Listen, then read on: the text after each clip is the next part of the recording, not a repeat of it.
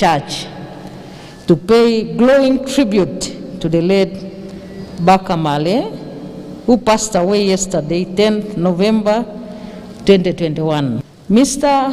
Byakula's demise marks a sad closure of an important chapter in a fruitful and long journey of an industrious person who has left bold footprints on the education sector of Uganda. All of us who have turned up to bid him farewell today have therefore congregated to acclaim his good works, dedication to his profession, and his love for humanity. Uganda has indeed lost a father figure and an all-round educationist. His outstanding performance as head teacher at King's College Budo will forever define his legacy as an accomplished educationist. I therefore challenge all teachers, most especially head teachers, to emulate the late by being good and caring to their learners. As a government, we shall forever miss the services of Mr. Male. The Archbishop of Church of Uganda, Kizimba Mugalu, said the late Baka has been a holistic person who didn't have the word impossible in his vocabulary and took all tasks he faced with courage till they bore the desired results. The Kabaka of Buganda, in a message read for him by the Speaker of Buganda Lukiko, Patrick Luaga Mugumbule, said the kingdom appreciates the input of late Baka in the education of princes and princesses who have gone through the institution and prayed that God grants his soul eternal rest. The widow, Mrs. Baka, said her late husband has given her the best moments, characterized with humor and laughter, which made their home quite cheerful and hospitable to the family and visitors.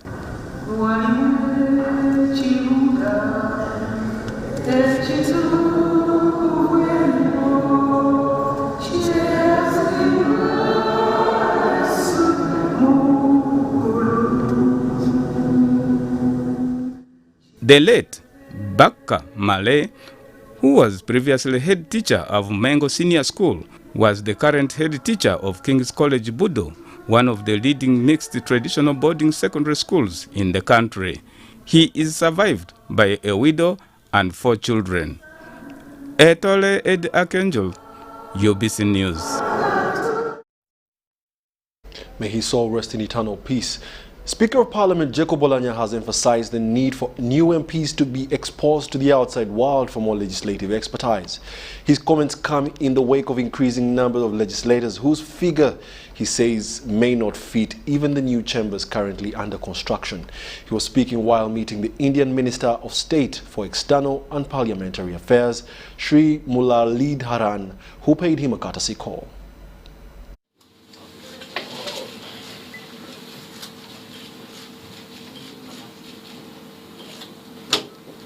We have a brand new parliament. The parliament that was before had about 430 members. When in the last elections, only 115 of the old members were able to come back. Now we are 529 with 115 members continuing. The rest are new. It's a huge challenge of even just sitting space. You can see, I'm sure you are heavily inconvenienced how to access this place because we are trying to construct a new chamber which can accommodate as many. But by the time we finish the construction, I think we would have exceeded the numbers again. Because the new chamber was supposed to accommodate 500 members. So I need a core team from these fresh members of parliament to be properly exposed to some of these things that they begin to do that. So that is an area where, based on the cooperation that we have between the two parliaments, we can do that exchange.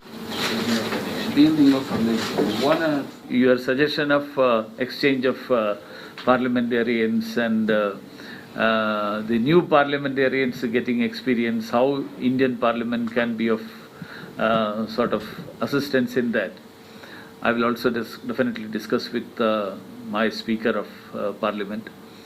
Excellency, I am also here basically to extend an invitation to Your Excellency to attend the centenary celebrations of the Public Accounts Committee of Indian Parliament.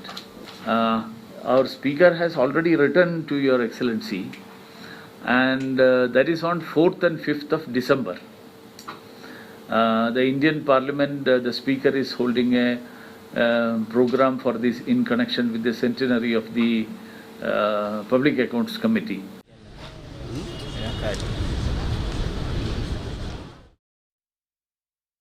The National Resistance Movement Secretariat has completed its walking tour of Kayonga District. The Deputy Secretary General NRM Party, Rosemary Namayanja Nsereko, led the team and called for unity among residents. The closing ceremony was in Kangulumira, the sub-county in Tenjeru South.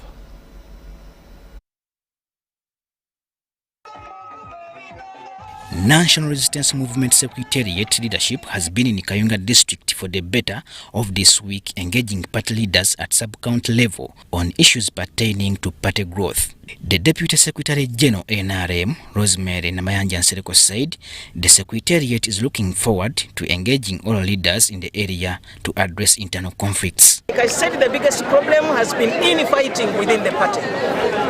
So the rationale is to say, let's come back together. We are one as a party, and we can only win as one. And we need each other regardless of our various levels. Namayanja expressed concern over some of NRM members who come out to support independent candidates, saying it's against the party principles. As a party, can we all be seated comfortably in our bus? And then if there is anything that we need to sort out within there, we shall iron them out. And we are so grateful that here we have had people that supported different candidates during the campaigns and are now coming out together to say we are for the party flag bearer. The Director Mobilization at the NRM Secretariat, Rosemary Nansubuga Seninde, emphasized the importance of such meeting, promising further engagements with other leaders in other parts of the country. As the NRM Secretariat, our work is to identify where the biggest problem is. And once we identify the problem, then we have to come up with remedies to solve or to resolve that problem. So as we speak, we realized that Kayonga had a big problem. That is why when we came to the central region, we started with Kayonga. Nansubuga said land wrangles in the district would be handled by the line ministry. The government of Uganda, led by President Museveni, is planning to help our people through the land fund. So I believe all these problems will be resolved because we have identified that as a big problem in Kayonga. And I know this somehow will be resolved. So we just need to give our people hope and beg them to be patient a bit as the government tries to resolve some of these challenges. The Director Communication, Emmanuel Dombo, applauded the people of Kayonga who tirelessly continue to support and mobilize for their party. I believe the way we found Bukedi, the way we have found Kayonga, that could be how people are feeling in other areas of Uganda. We want to make a commitment that we are going to move throughout the entire country, rebuilding NRM, and the glory of NRM will shine and shine again more than it has ever been before. The NRM Secretariat officials traversed all the 13 sub-counties that make up Kayonga District. Robert Katamba, UBC News. Now, Agricultural Police Unit working with the Ministry of Agriculture, Animal Industry and Fisheries has carried out an operation against counterfeit and fake agricultural input dealers in the container village downtown Kampala. Now, over 20 people were netted in an operation for causing financial loss of over 300 million Ugandan shillings to government over fake agricultural products and inputs.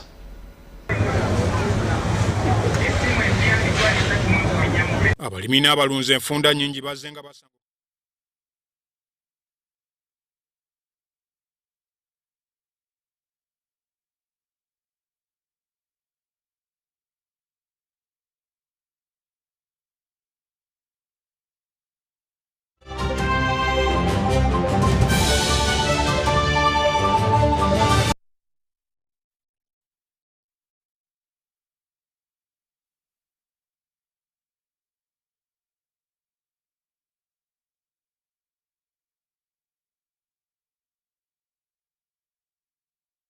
We do apologize for that. We'll be bringing you that story later on. Now, staff from the office of the Prime Minister, including political leaders, have been cautioned against corruption. The head of State House Anti-Corruption Unit, Kato Kajibi, says that lack of accountability affects service delivery at all levels of government. Kato Kajibi communicated this while addressing political leaders and officials from the office of the Prime Minister, currently undergoing training at the National Leadership Training Institute, Chankwanzi.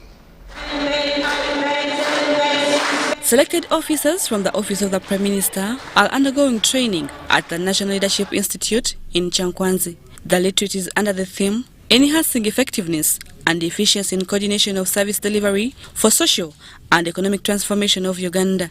The head of State House Anti-Corruption Unit, Kato Kajibi, has asked the officials to embrace the practice of accountability during service delivery. In your offices, in what is happening over there, and you're saying confidently, you don't have to know. Are we hiding under the law? Are we hiding under the code of conduct? Is it SOPs? No, you are supposed to be accountable. When you are asked to account, you don't remember that we are all accountable to the public. Those of you, right honorable, who are elected in positions. Since the inception of the State House Anti-Corruption Unit, over 10 officers from the Office of the Prime Minister have been arrested and arraigned before courts of law, pending charges related to corruption. It's against this backdrop that Kato Kajibi cautioned officers from the Office of the Prime Minister against corruption. Technical officers in the Office of the Prime Minister must ensure that they are accountable for their actions and inactions, and for their inactions, they have to always ensure that they provide answers for the questions that are raised in public.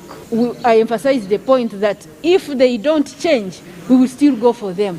But that if they don't do what they are supposed to do, we shall then go for them and hand them over to the courts of law. Kajibi also pointed out that commercialization of politics hinders service delivery. The electorate lose confidence in the leaders that they elect, since they are only bought to elect them. So I emphasized the point that people should hold the offices they are in public trust. It has to be one's ability to serve that they are either appointed or elected in those offices. Prime Minister Robina Nabanja was optimistic that the training will trigger improved service delivery in the Prime Minister's office. Government has put a lot of money in ministries and the departments and agencies. To my thinking, government has played its role. The problem has been, the way we have been handling our things. So, commercialization of politics is going to end. 2, people are going to be accountable. We are going to handle corruption the way we have handled COVID. President Yoweri Museveni is programmed to close the retreat this Sunday. Natong Rebecca, Namamonde Deborah, UBC News. In other news, the Supreme Court has upheld Court of Appeal decision of life imprisonment of businessman Kato Kajibi. According to the Supreme Court judgment, the panel led by the Chief Justice Alfonso Wadulo, the sentence of life imprisonment was appropriate following the actions of the convict towards the deceased. Kato Kajibi was sentenced to his entire natural life in prison after being convicted of charges of murdering a 12-year-old boy, Joseph Kasidie, on the 27th of October 2008. A panel of 7 judges of the Supreme Court, led by the Chief Justice Alfonso Wadulo, have upheld Kato Kajibi life sentence verdict that was slapped on him by the Court of Appeal. Others on the panel were Opio Aweri, Lady Antibatemwa Echirikubinza, Pasenaitu Haise, and Ezekiel Muhanguzi, who presided over the matter. The judgment was read by the Supreme Court Registrar, Harriet Saliru-Kwago. Similarly, the sentence imposed by the trial court, which the Court of Appeal upheld, is neither unreasonable in the circumstance of the case, nor is it wrong in principle. We therefore find the impunged sentence of life imprisonment handed out to the appellant neither harsh nor excessive, or that it has occasioned injustice to him. Kato Kajibi's appeal was dismissed after the justices agreed that the Court of Appeal was spot on. We are satisfied that the Court of Appeal considered the gravity of the crime and the mitigating factors presented by the appellant.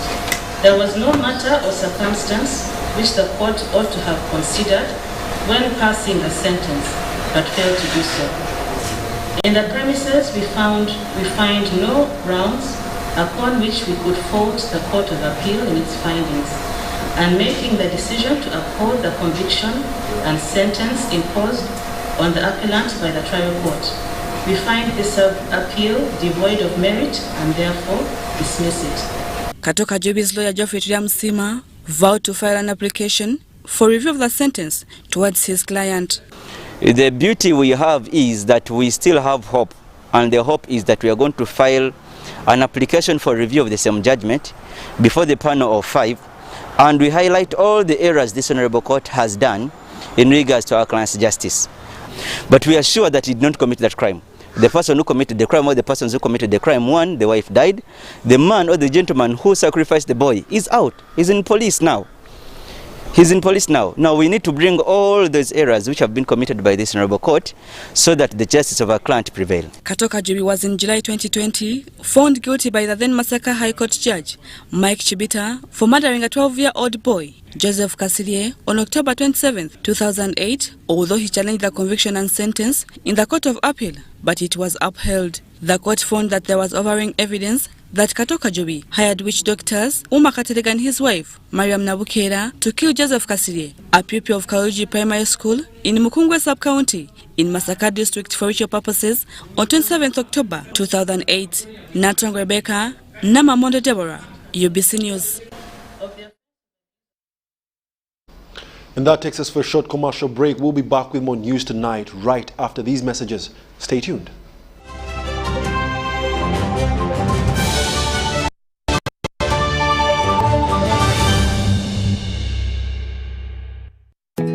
Grow together with one of Uganda's largest companies. Apply for MTN shares for as low as 100,000 Uganda shillings. And when you apply using MTN Mobile Money, you get 10 free extra shares for every 100 shares you apply for. Dial *165*65# or use the MyMTN app to apply now. The terms and conditions of the offer and other important information are set out in the prospectus. For assistance, visit any MTN service center or Stanbic Bank branch countrywide or a licensed broker.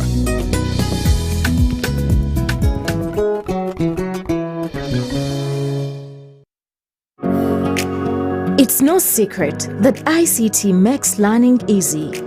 The strides made in our field could not be possible without it.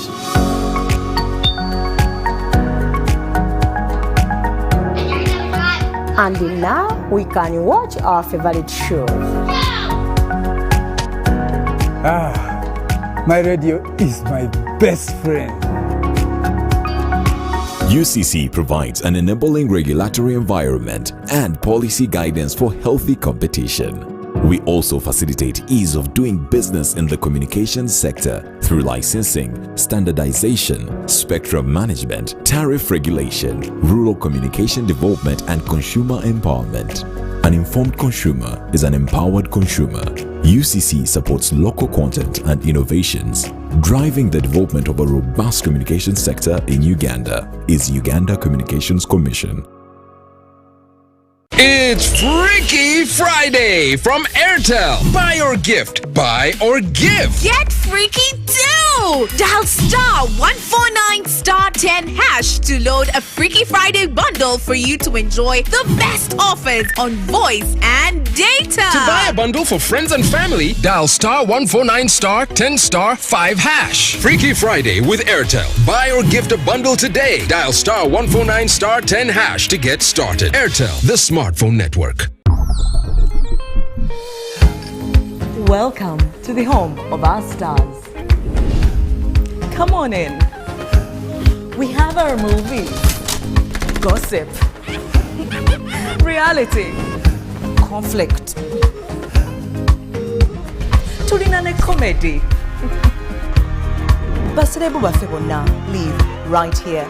Because no matter where you go, this is the home of our stars. This year, as Power Magic Mix 3, we are delighted to invite you to see, experience and celebrate with us. Power Magic, the home of our stars. Multi-Choice Uganda is regulated by the Uganda Communications Commission.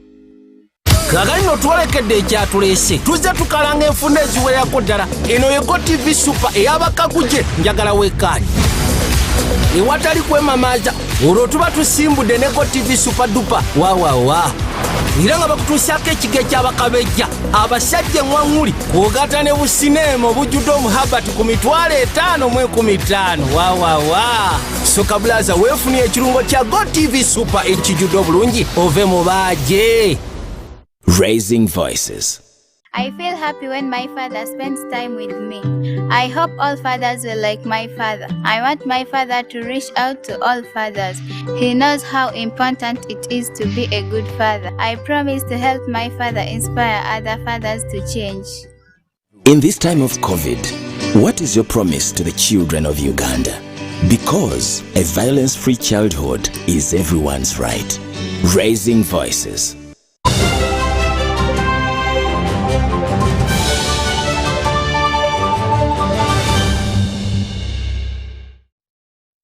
Welcome back from that short break. You're still watching the UBC News Tonight, broadcasting live from Nile Avenue, also on YouTube under the name tag UBC TV Uganda. In the world of business, Agricultural Police Unit, working with the Ministry of Agriculture, Animal Industry and Fisheries, has carried out an operation against counterfeit and fake agricultural input dealers in the Container Village, downtown Kampala.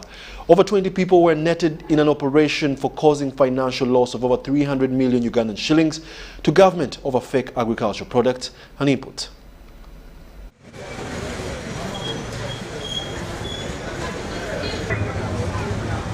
The Agriculture Police Unit in Kampala of the Ministry of Agriculture, Animal, Industry and Fisheries have conducted an operation to wipe out suppliers of these fake commodities in the Container Village.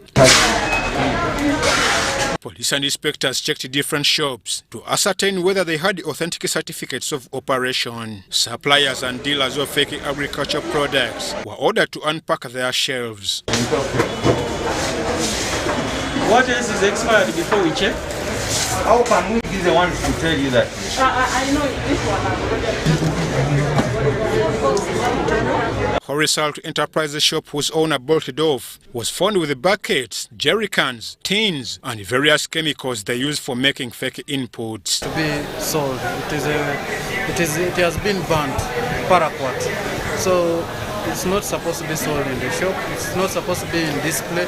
Bukola Chemicals Industries branch was also found with the fake products and was sealed off. There's an outcry that farmers are suffering out there, but they normally source their agricultural inputs from Container Village here. Then following that information, we decided to plan an operation, a joint operation that we have conducted today, and relatively it is true, because so far we have arrested some people who were found to be faking inputs. Out is that some are manufactured from within the shops. There is a shop we entered and we saw how he's doing it. Johnny Wubizu Mayanja, the Assistant Commissioner for Agrochemicals from the Ministry of Agriculture, Animal, Industry and Fisheries, said they discovered weed master and other insecticides among the faked items. He, however, said that the fake products will undergo trials and if confirmed as counterfeits, they'll hand them over to NEMA for destruction. Discovered many products which we suspect have been faked. Products mainly are those popular brands which people need so much. For example, the herbicides. I can give you Weed Master. Ways how a farmer can tell is that normally faked products have no registration numbers. And again also, if you looked at the batch number, they will be having different batch numbers. And also if you look at the seal itself, you will find that it's not proper, like that one which is sealed by a machine.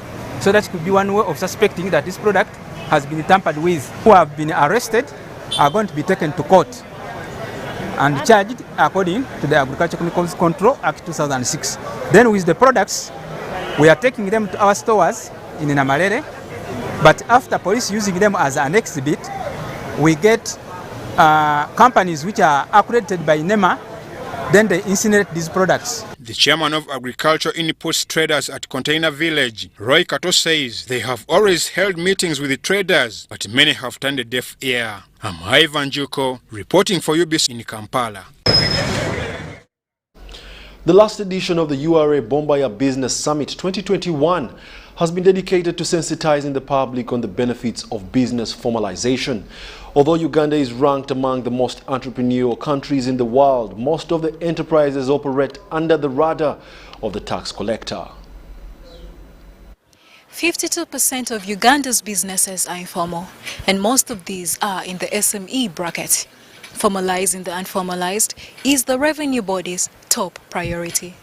At the moment, on our tax register, we have only 1.8 million taxpayers. This is out of a population of over 40 million Ugandans.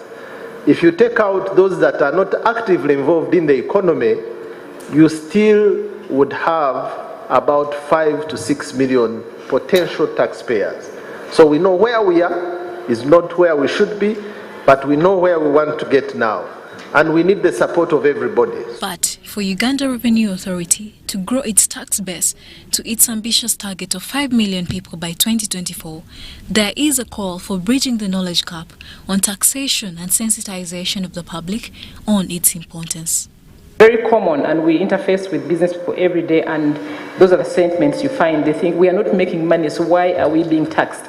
And I think that, and I'm glad that URA is actually focusing so much on building, sensitizing and building. The URA Bombaya Business Summits are lauded for bringing the tax body and taxpayers on one table to discuss pertinent issues such as business formalization, digitalization of URA services, taxation, and the relevance of public and private sector partnerships in driving national development agenda. So as URA, we will be part of this journey of partnership, of teaching and engaging our citizens and all potential taxpayers to formalize their businesses, with a strict pledge that we will never tax you when you have not earned. You can formalize, run your business, and you'll not pay a penny of tax if you have no income. Several suggestions were made by the panelists on how the Revenue Authority could gain the trust of small and medium enterprises and foster voluntary registration. I'm talking about providing some time within which a company can start paying taxes. For instance, you can say you can only start paying after probably 2-3 years of your registration. But the women need patience, but they respond once they understand. So it's the messaging that we need to change, it's the packaging, it's that outreach. We also depend a lot on referral. Bombaya Business Summit 2021 has come to a conclusion. However, it remains to be seen whether its impact will be felt on ground on a short or long term. Charlotte Amuge for UBC Business.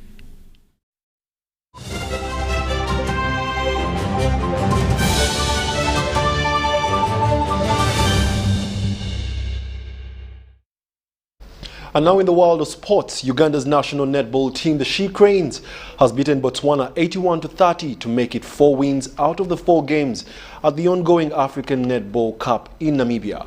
Coach Fred Mugerwa started with Shafi Nalwanja, Joan Nampungu, Sandra Nambirige, Meme Ruth, Nora Lunkuse, Irene Eyaru and Stella Oyela. The She Cranes led the first quarter 18-8 and was 43-13 up by halftime, stretching that lead to 62-22 by the end of the third quarter and before the final 81-30 score line.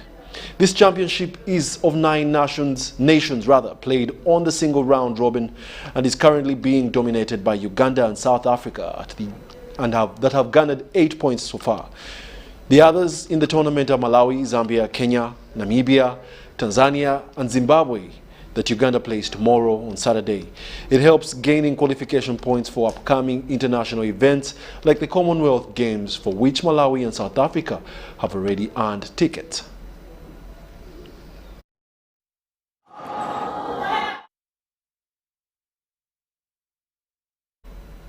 And that brings us to the end of our 8 o'clock edition of the News Tonight. Let's take a look at the headlines.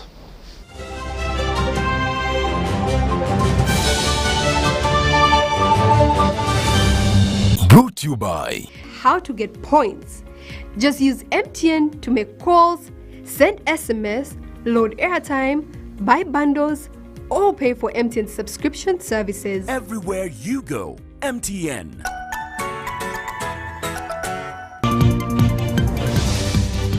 Vice President Alupo mourns the late Budo head teacher Bakamale. The Speaker of Parliament calls for more exposure of MPs.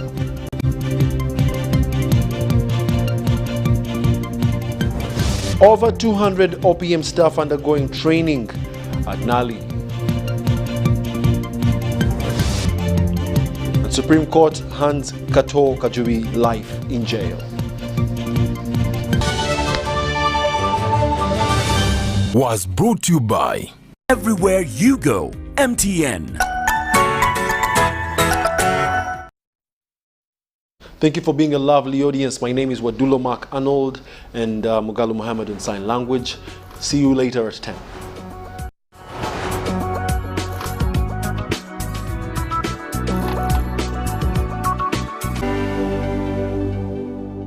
It's Freaky Friday from Airtel. Buy or gift. Buy or give. Get freaky too! Dial *149*10# to load a Freaky Friday bundle for you to enjoy the best offers on voice and data. To buy a bundle for friends and family, dial *149*10*5#. Freaky Friday with Airtel. Buy or gift a bundle today. Dial *149*10# to get started. Airtel, the smartphone network. Kagalino twalekedde ekyatulese tuzze tukalanga enfunda eziwerako ddala. Eno yego TV Super ey'abakaguje njagala wekkaanyi. Ewatali kwemamaaza olwo tuba tusimbudde ne Go TV Super Duper waawawa. Era nga bakutuusaako ekiga eky'abakabejja abasajja eŋŋwaŋŋuli kw'ogatta ne busineema obujjudde omuhabati ku $5,000 mu 15. Waawawa. Soka Blaza weefunye ekirungo kya Go TV Super ekijjudde obulungi ove mu baaje. Grow together with one of Uganda's largest companies. Apply for MTN shares for as low as 100,000 Uganda shillings. And when you apply using MTN mobile money, you get 10 free extra shares